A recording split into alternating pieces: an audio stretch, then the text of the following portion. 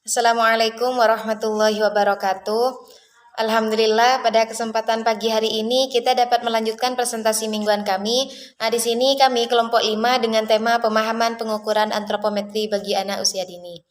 Sebelum kami menjelaskan apa dari antropometri di sini, kami akan memperkenalkan diri kami masing-masing.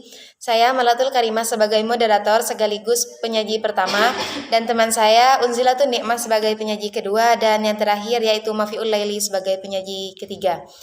Baik, untuk lebih mengefisien waktu, marilah kita buka presentasi pada pagi hari ini dengan pembacaan basmalah bersama. Bismillahirrahmanirrahim.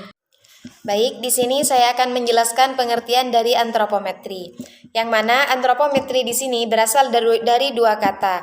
Yang pertama adalah kata antropos dan yang kedua adalah kata metros. Yang mana antropos di sini artinya adalah tubuh, sedangkan metrosnya di sini adalah ukuran. Jika disatukan antara antropos dengan kata metros, yaitu adalah ukuran tubuh. Yang mana antropometri di sini atau ukuran tubuh di sini adalah salah satu cara langsung untuk menilai status gizi anak, khususnya keadaan energi dan dan protein tubuh seseorang. Mengapa di sini antropometri sangat penting? Karena di sini memang sudah sangat jelas dari pengertiannya saja, yaitu menilai dari status gizinya anak, yang mana yaitu yang berkaitan dengan energi dan proteinnya, karena setiap anak itu energi dan proteinnya itu tidak sama. Antropometri di sini juga merupakan indikator status gizi yang berkaitan dengan masalah kekurangan gizi, kekurangan energi dan protein, yang mana di sini dikenal dengan KEP. Dan juga antropometri di sini dipengaruhi oleh dua faktor. Yang pertama adalah faktor genetik dan yang kedua adalah faktor lingkungan. Jika dibandingkan dengan metode lainnya, pengukuran antropometri di sini lebih praktis untuk menilai status gizi di masyarakat, yang mana ukuran tubuh yang biasanya dipakai untuk melihat pertumbuhan fisik adalah berat badan, tinggi badan, lingkar lengan atas, dan lingkar kepala. Ada beberapa penilaian status gizi yang dapat diterapkan. Yang pertama adalah screening atau penapisan. Yang kedua adalah pemantauan pertumbuhan yang berkaitan dengan kegiatan penyuluhan. Dan yang ketiga adalah penilaian status gizi pada kelompok masyarakat yang dapat digunakan untuk mengetahui hasil suatu program sebagai bahan perencanaan program. Nama saya Unzilatun Nikmah. Saya di sini akan melanjutkan presentasi dari pemateri pertama, yaitu tentang antropometri anak. Di sini yang akan saya jelaskan adalah yang pertama tentang berat badan. Berat badan di sini menggambarkan tentang massa tubuh manusia. Dalam keadaan normal, berat badan itu akan berkembang atau bertambah sesuai dengan umur. Tapi dalam keadaan tidak normal, biasanya berkembang atau bertambah berat badannya itu lebih cepat, yang bisa nanti mengakibatkan obesitas. Ada juga yang lebih lambat, bisa jadi anak tersebut ada kekurangan gizi. Nah, berat badan di sini biasanya di umur baru lahir sampai 6 bulan itu bertambah 140 sampai 220 gram per bulan. Di usia 6 sampai 12 bulan biasanya bertambah 85 sampai 140 gram per bulan. Nah, di usia balita biasanya 2 sampai 3 kg per tahunnya. Berat badan di sini ditimbang atau diukur melalui alat, yaitu dengan satuan kilogram.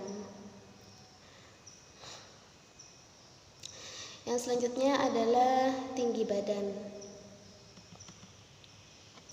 Nah, tinggi badan di sini juga dipengaruhi oleh umur anak. Tinggi badan di sini biasanya diukur dengan alat. Kalau sederhananya bisa menggunakan meteran. Kalau di pusat kesehatan biasanya disebut stadiometer.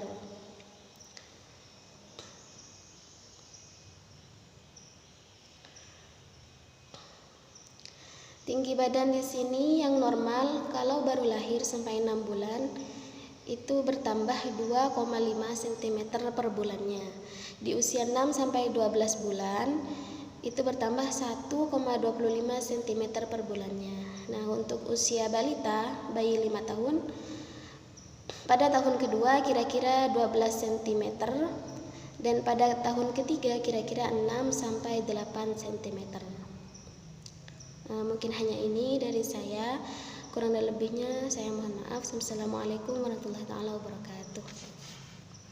Bismillahirrahmanirrahim. Assalamualaikum warahmatullahi wabarakatuh. Baik, sebelumnya terima kasih kepada moderator karena telah memberikan waktunya kepada saya untuk menjelaskan makalah yang telah kami buat. Baik, di sini saya akan melanjutkan presentasi yang telah dijelaskan oleh penyaji sebelumnya. Di sini saya akan menjelaskan tentang lingkar lengan atas. Lingkar lengan atas di sini biasanya disingkat dengan lila. Lila di sini merupakan salah satu pilihan untuk penentuan status gizi yang mudah dan cepat. Lila di sini tidak memerlukan data umur yang terkadang susah diperoleh. Lila di sini memberikan gambaran tentang keadaan jaringan otot dan lapisan lemak bawah kulit. Adapun batas pengukuran lila pada bayi ketika bayi itu umur 0 sampai 3 bulan umur 0 sampai 30 hari yaitu biasanya berukuran 9,5 cm dan sedangkan untuk balita yaitu kurang lebih 12,5 cm. Dan untuk yang terakhir yaitu lingkar kepala. Lingkar kepala di sini ialah standar prosedur dalam ilmu kedokteran anak yang praktis yang biasanya untuk memeriksa keadaan patologi dari besarnya kepala atau peningkatan ukuran kepala. Dan ukuran lingkar kepala bayi yang baru lahir biasanya di Indonesia itu rata-rata berukuran 3 cm dan di negara maju yaitu berukuran 3,5 cm. Kemudian pada usia 6 bulan menjadi 40 cm karena setiap bulannya itu bertambah 1,5 cm. Dan ketika anak itu berumur 1 tahun biasanya lingkar kepalanya mencapai 45 sampai 47 cm. Dan setiap bulannya itu biasanya bertambah 0,5 cm. Dan ketika anak itu berusia 3 tahun menjadi 50 cm dan pada umur 10 tahun menjadi 53 cm. Dan lingkar kepala di sini juga bisa dihubungkan dengan ukuran otak dan tulang tengkorak. Dan ukuran otak pun di sini bisa meningkat secara cepat selama tahun pertama. Alat yang sering digunakan tersebut yaitu terbuat dari serat kaca dengan lebar kurang dari 1 cm. Dan alat tersebut fleksibel dan tidak mudah patah. Dan pengukuran di sini sebaiknya dibuat mendekati 1 desimal, yaitu caranya dengan melingkarkan pita dari pertengahan dahi ke tulang telinga, terus ke occipitalis dan kembali lagi ke frontalis.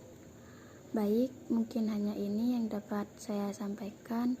Kurang dan lebihnya saya mohon maaf. Dan untuk yang terakhir saya kembalikan lagi kepada moderator. 47 cm. Dan setiap bulannya itu biasanya bertambah 0,5 cm. Dan ketika anak itu berusia 3 tahun menjadi 50 cm, dan pada umur 10 tahun menjadi 53 cm. Dan lingkar kepala di sini juga bisa dihubungkan dengan ukuran otak dan tulang tengkorak.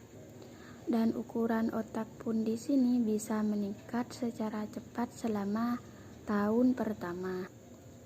Alat yang sering digunakan tersebut yaitu terbuat dari serat kaca dengan lebar kurang dari 1 cm. Dan alat tersebut fleksibel dan tidak mudah patah. Dan pengukuran di sini sebaiknya dibuat mendekati 1 desimal, yaitu caranya dengan melingkarkan pita dari pertengahan dahi ke tulang telinga, terus ke occipitalis dan kembali lagi ke frontalis. Baik, mungkin hanya ini yang dapat saya sampaikan. Kurang dan lebihnya saya mohon maaf. Dan untuk yang terakhir